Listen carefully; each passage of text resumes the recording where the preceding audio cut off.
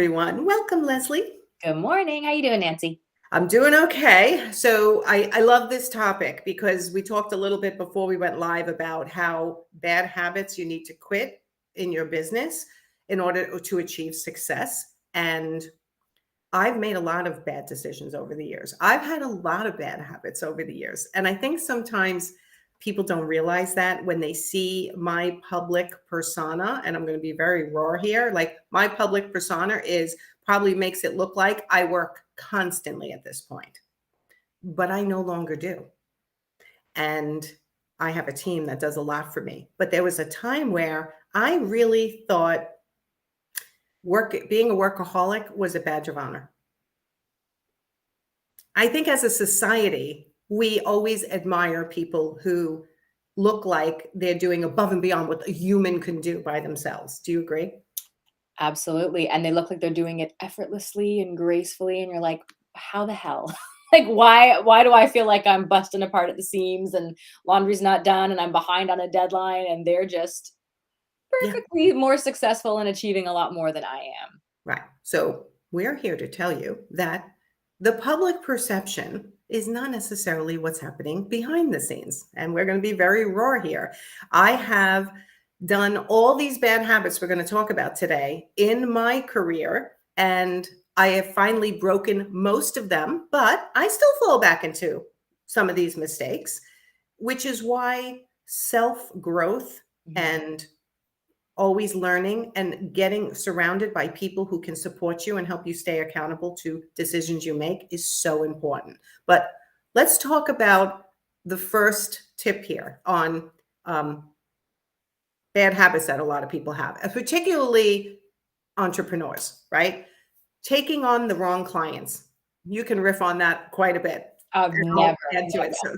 So, Yes. This is, I was talking about this with another business owner the other day, how often when we meet a potential client, there's a little red flag. Like it's not a big screaming run away, but it's just like I don't know about that, or that comment threw me off, or there's just something that feels a bit off. But I know for myself personally, and I've heard other designers and other business owners share this. We don't want to be, I don't want to judge. Like it's been one phone call. I'm going to give them a chance. Every freaking time, Nancy, every time there is something that happens where I'm like, I should have listened to that voice. I knew that something about that wasn't the right fit. yes. That's half the picture when you already have a sense that it's maybe not quite the right fit. The other thing is, it is very hard, at least I struggle with this, to step into a position where we can say no to people as business owners. We don't have to say yes to everyone. We're not Walmart. We don't have to let everyone in the door and buy from us, Correct. and we can be discerning. We have, screening processes, onboarding, questionnaires, consultation calls. And if there's something that's telling you it's not a fit, I don't care what that payday looks like. It is not going to be worth it. You are going to get screwed either with your time, your money, your energy. Your mental health. Yes, yes. That's the key to me. I can chase money all day long and I can close people who shouldn't be in my programs. But when I do it, I always regret it. So I don't do it anymore. If you're not right for a program, you're not coming in. If I have that red flag feeling, I'm not taking you. And when you were talking, I wrote down this word idealize. I feel like we idealize new relationships and then we get emotionally entangled in, oh my God, it's such a big house and it's going to be a big payday. And I really want that house in my portfolio. And I Yes. really want that client, right? They can bring me more clients, and we idealize getting the one client, what it's going to do for us in our businesses. Even if it's a So bit of a sacrifice or it's not quite the right budget or it's not quite what we're looking for. yes, yes. And we get messages on the business helpline all the time from clients who say the client did not have enough money to do this job, but I didn't have the guts to tell them because I really want the job. But what's going to happen in that situation? I get that emotion. I've done that myself, right? We all have. But when you take on a job like that, it's going to be a loss leader in the end. And you really do know it. So, how do you tell a client you don't have enough money? You're honest with them. In my experience as an interior designer, you need 150,000 to do this job and you have an investment level of only 50. So should we put it on hold or should we reduce the scope? Don't try to take on a $150,000 job and do it for less just because you think it's going to lead to more shit, even though you saw all the red flags, right? It's like people do this every day. So that's one bad habit that we'd like you to quit in this new year, 2023. Number two, being the victim of your own perfectionism. That's a huge one. Overdoing everything. And I love the story you tell about when you're sourcing. Well, this was a lesson you taught me because now I am a coach with Nancy. Back in the day when I was starting my business, Nancy was one of my first business coaches.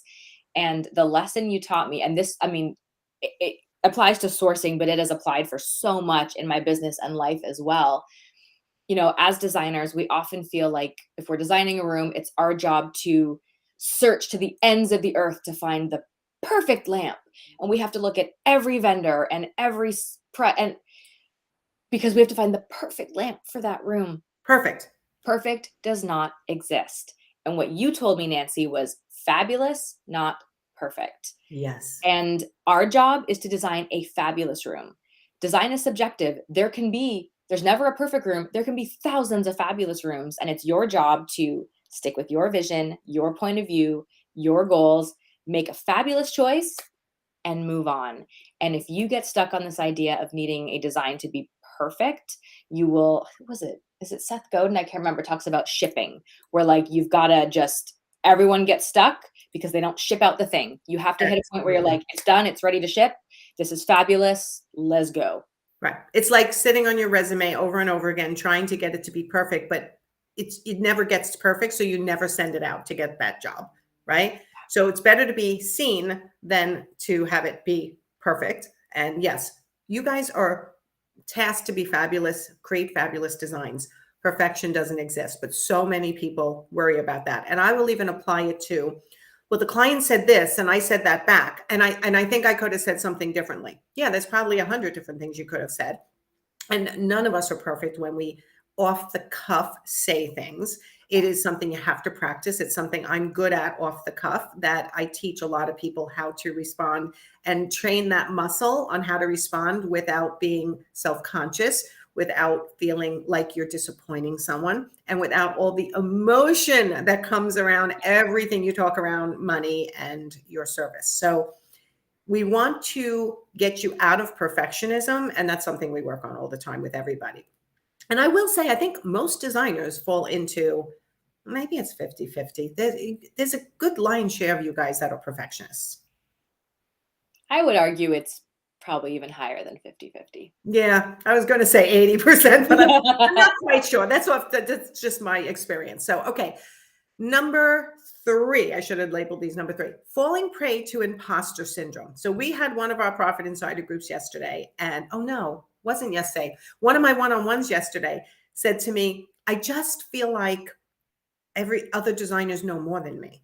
And I'm like, yeah, they might. Some of them might. And some of them may not have the knowledge that you have in your area of expertise. And never feeling good enough is in the role you're earning money in, right? Like I'm as a coach, sometimes I go, should I be coaching people, right? I'm kind of past that now, but in the beginning, I really had to struggle through, am I qualified? Am I having success with people? And once you have successes, you have to focus on those successes to get past your imposter syndrome, as one little tip, right? Do you suffer ever from imposter syndrome? All the freaking time.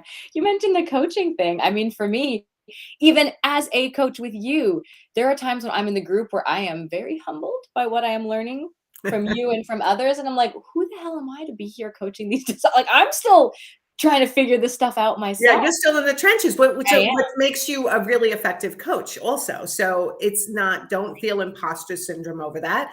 You're learning along with everyone else. And really the big thing for a coaching cohort like we have with the Profit Insiders, we turn into their business partners. Yeah. So we're in the trenches making these decisions with them based on our unique set of experiences, and just bouncing things back and forth often, and this is always the goal, is to have the business owner, the designer who's hired us as their coaches to come to their own conclusions as to how they feel they should handle. Like the goal is not to make every decision for you. We may start out that way in the beginning for people who really need us to, but we then morph it into what would you want to do? How do you want to respond? What's going to help you put your head down on the pillow at night? How, like sometimes you got to get rid of clients and sometimes you have to keep them on, and all of that. Being unsure of yourself all the time, thinking other people can handle it so much better than you, makes you not good enough to do what you do, is what we work on a lot with people. Yeah, and I think this happens more so with women than with men, and that's a very sweeping generalization. I heard a statistic recently, and I don't quote me on this, I can't remember the exact numbers, but it's something like, say there's a job application. If men have like 60% of the qualifications, they'll apply anyway. If it says, X, Y, and Z is required, women won't apply unless they have like 90 to 100%. Like men are like, and again, sweeping generalizations, but the idea is there's something about this, like, well, oh no, it says you need to do X, Y, Z, and I'm not quite there yet, so I won't even go there. It's like, you can figure this out. Like everyone is just figuring this out, and you have to have that courage to do it. Don't know where Nancy's face just went, but I will keep going in the hopes that she will come back. So yeah, That was weird. that was weird. I'm glad you came back. I was like, I'll just keep rolling. My computer just literally said there was are we still live? I think we're still live. Can someone tell us if we're still live? Just write, yes, we hear you or see you. My computer just went bloop. There's an error. It says there's text. Okay, no one's telling me we're live. So are we live? Somebody just write, yes, you're live. We'll wait. Oh, thank you. Right, okay. Woo-hoo, technical stuff. So weird. You want to talk about perfectionism, imposter syndrome? We're living it right now. We're exactly showing up and things are going wrong, and this is not perfect. Yeah, no, there's something coming across the screen saying text, and it keeps popping up, and I've never seen it before, and I have no idea what it is. But okay, falling prey to imposter syndrome. I also will add to that, which is the number 3 that we're talking about, that looking at other people's social media feeds and always thinking they must know more than you just because they hired a great social media company that makes them look perfect. Yeah. Hello? No, don't believe everything you see in social media. That's number 1. And my biggest tip for this is turn off everyone you follow. If you're coaching with me, first of all, turn off everyone you follow and just let's focus on the year you're with me. But even those who don't coach with me, if you're finding that you're comparing yourself all the time to other people, not in a good way, like it's making you feel less than, like you're not good enough to do what you're doing, stop following people and start focusing on getting the feeling that you're good enough. And that might be taking another course in window treatments, let's say, because you're feeling like you don't have enough knowledge in that area, or taking a course with a business coach, or what we do to get your knowledge to where you no longer feel like an imposter. You actually feel like, I know how to run a business, and I know how to balance it with my life, and I know how to attract my ideal clients and make the profit on every single job that I'm supposed to. Isn't that a better use of your time to learn how to do that, as opposed to sitting on Instagram feeling like everyone else is doing better than you? Oh gosh, like whenever I'm looking for inspiration, I end up just feeling like crap. I do better just shutting it out, putting on my blinders, and like going through my own sample library or looking at a past project and like, yeah, this is good work. I know what I'm doing. I don't have to be comparing myself to everybody else to be a good designer. There's a reason somebody would come to me over this designer or this designer in my town or that I'm competing with. I really, truly don't think there's competition in design, because we all have such a unique perspective and point of view. And I'm right for some people, and I know I'm very wrong for others, and vice versa with other designers. Yes. But if you start looking around and comparing yourself and trying to be like others, that is when you you dull your shine, you dumb yourself down, you don't end up standing out in the world the way that you're meant to as a designer.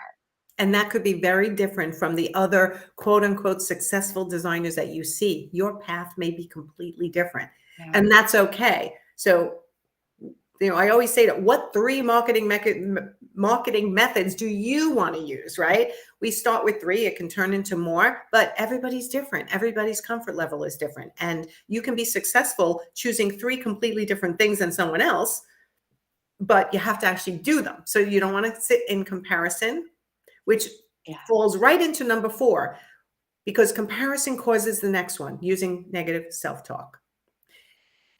Somebody said to me the other day, I'm trying to learn how to meditate, but I can't shut my brain down. And I'm like, do you realize meditation is not really about shutting your brain down? It's about listening to what your brain is saying. It's quieting the surrounding area and listening to where your brain is bouncing Mhm. and paying attention. Our brain is constantly talking to us. And if it's constantly negative, you've got to flood the positivity in. And that's what I do. Whenever I start getting into a more negative place, I've got TED Talks going, audibles, motivational people hop on with my coach and go, you know what?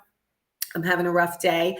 If you don't set your environment, your surroundings, your what am I trying to say? Like, your culture has to be supportive of what your goals are. And if you're not setting yourself up and you're letting your brain make yourself to blame all the time, we hear it all the time. What did I do wrong? The woman didn't want to go forward with me. And I'm like, why did you automatically say you did something wrong? Right? We learn from coaches like me. We want to look at, could we have done something different? But it doesn't mean that you did anything wrong. Right? You must feel that way sometimes. A lot. And I also find that often without realizing it, the way we talk to ourselves internally, like if you said those words out loud to a friend, like you would never speak like that to someone you love and respect and trust. And yet we are so hard on how we view ourselves. And, it's probably, I mean, for a lot of people, myself included, I think it's just kind of like this ingrained, like you don't even realize some of the things you're saying, but when you sort of stop and pause and say, like, if I said that to my best friend, like, I would never, like, she's awesome. Like, why would I ever think that, whatever XYZ negative thing, but yet we are always harder on ourselves than the world is. Yes, but here's the facts. We're all going to make mistakes. Mhm. Our staff will make mistakes sometimes. It's okay. Doesn't mean you're a bad boss, a bad leader, a bad designer, bad at sales, bad, right? The things we tell ourselves, that instead of beating yourself up, do what Leslie's saying. Would I talk like this to a friend? Oh my God, I can't believe I did that. That's so stupid. Next time I got to do it differently. Instead, say, you know what? All right, next time we'll do it differently. It's something that you learned, and let yourself move on, because that spinning that you do will slow down the growth of your business, hands down, every time. Right. So the negative self-talk, the trick is to flood yourself with positivity, surround yourself with people who support you in the right way, the kind that draw you up, not draw you down. Right? Okay, last one, number 5, trying to do it all. Okay, and this is where it gets a little dicey. Our society honors people, Praises people. praises people, admires people for doing it all. Somebody said in an application review call yesterday, like, oh my God, I looked you up and you're everywhere. How do you do it all? And I thought, yeah, that's why I'm having blood pressure issues right now, because I did it all for the last 8 years, but not by myself. I have an amazing staff, but I'm finally realizing that I don't need to do it all. Yeah. I don't need to be nonstop busy the way I've been nonstop busy for the last 40 years. Right? It's time sooner than I'm doing it to balance your life and your business. That your business should be supporting your life, not your life being given for your business. And it's a really hard thing to do when you love what you do, like I do and like you do.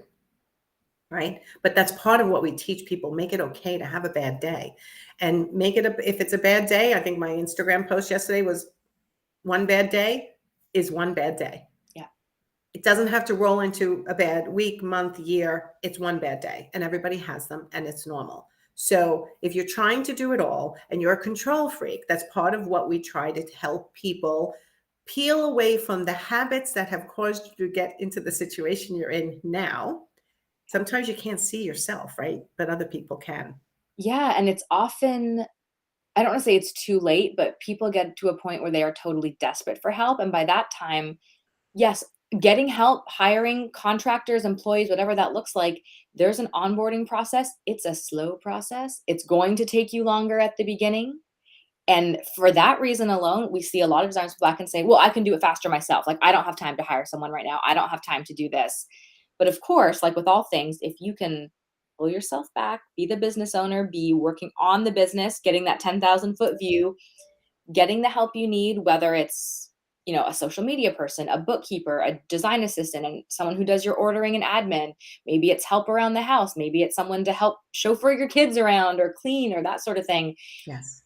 It's so hard to do because we are control freaks and we can do it better. And you're right, you probably can do it better, You especially can. the first little while. We're not arguing there, but you cannot sustain that. You No. cannot do every facet of your business and have a life where you are healthy, where you are thriving. Happy, Yes. right? You Healthy, happy, and thriving. and scaling, like, I personally, I have no dreams to have an office and a staff of 20. Like, I love small but mighty. Like, me and 3 or 4 other support people is kind of where I've really, like, I love it there.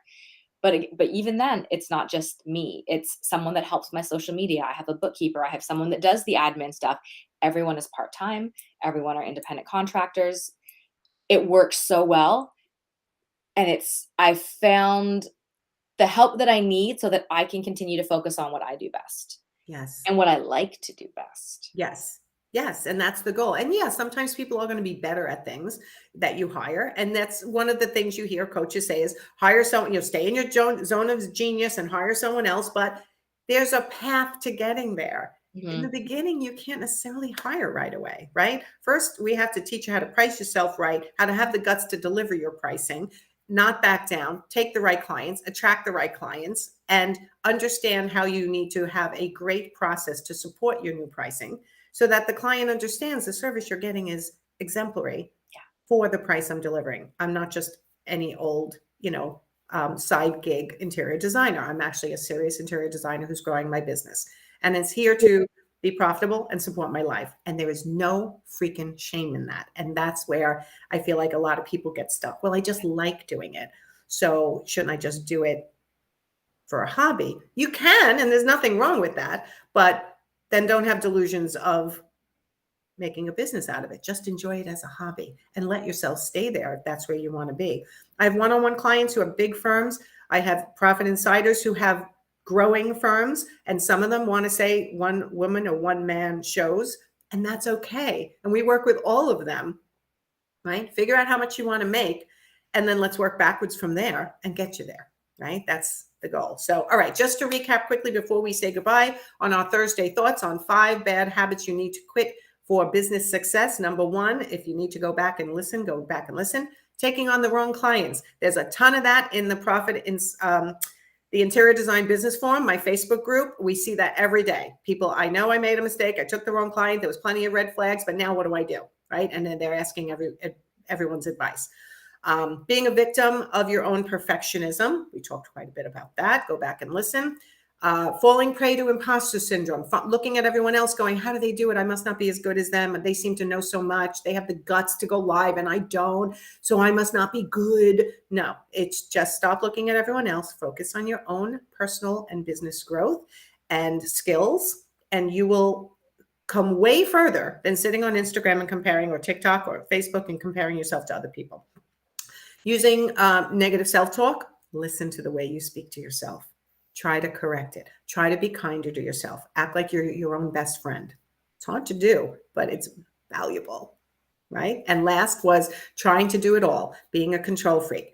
I have never seen someone who tries to do it all by themselves succeed. Usually they drop off at some point. Yeah, you can only do it for so long. It's not sustainable. It might get you through a certain period, and especially as you're first starting, often we have to bootstrap it and do it all, but you can't do that forever. You cannot do that forever. Okay, so for those of you who are struggling and are interested in getting yourself to the next level with Leslie and I's help, our Profit Insiders for Interior Designers next group is opening February 15th. Click the link, hit the application, you fill it out, you get on my calendar for 20 minutes. There's no obligation to join, but I will review the application with you in that 20-minute call and see if you're a good fit. I have definitely turned down some people. There are 2 people who I think are perfect for the program and they need to do it, but they are unsure, which I respect, but look at the successes of the program. Go to my website. Talk to other designers who've been through my program. Furniture, Lighting, and Decor did a nice series on the Profit Insider program, and this month shows three of the many successes that we've had. Pretty much anyone who does what we say has success. It's the people who don't follow through, which is very rare actually in this program, but it happens. But I don't want people who aren't going to follow through. I want people who are really ready to focus on themselves, focus on their business, and get it to the next level. It's a 1-year program. It's fantastic. You get Leslie and I. And the thing people like the most is the business helpline, which comes right to my phone, goes right to Leslie's phone. You can ask us questions Monday through Thursday during business hours. And guess what? We answer. So if you have an issue with a client going on right now, an issue with a proposal going on right now, we're there to help you. So click the link, fill out the application if you're interested in growing your business to the next level. And if you need to get over some of these bad habits that are stopping you from having success. Any final words, Leslie? We're talking about this before we went live, Nancy, is how like everything that we're like nothing that we're saying is groundbreaking. Like these are all things that we can all learn on free videos, on podcasts. The real value in getting help quitting your bad habits for business success, in getting that guidance you need, is the group and the accountability with coaching, and being able to get that personalized, I need this help right now advice, and I just need someone to pull me out and help me have a different perspective on things. So that's the most exciting part for me about the Profit Insiders. Not only is it learning all the things that we teach that you Right, all the templates, all the worksheets, all the Excel spreadsheets, all the tracking, all the templates to what to email clients, right? We have how to do your bookkeeping, how to do this, that. We have all the nuts and bolts, but the real progress, as Leslie and I know, is what Leslie's saying, is it's talking, it's having a cohort of designers who are walking through this with you. It's having mentors, coaches to turn to. And I mean, we just see like it's an exponential curve. Like if there, it might be a bit of a slow onboard, and suddenly there's a point where designers are unstoppable. yeah. They're It's unstoppable. amazing. Once we give them the tools and how-tos, they're unstoppable. Yeah. So if that's you, click the link, fill out the application, and I'll see you on my calendar. I hope to see you apply for Profit Insiders if you're struggling. Obviously, if you're not struggling, then awesome. But if you're struggling, don't Tell us your secrets. Yeah, tell us your secrets. Join the group so you can share. No, honestly, it's just a matter of, are you ready to really do some work on yourself, on your business, on your learning? And if you're ready, we're here. And I'd love you in the group. So, all right, Leslie, thank you again for Thursday Thoughts. I always think our topics are so applicable to what I see in the feed. And that's what we try to do. We see what's going on in the groups and we go, okay, we need to hop in and give some people support, which is what we're here for. So go have a great Thursday. And Leslie and I will see you next Thursday for Thursday Thoughts. Thanks.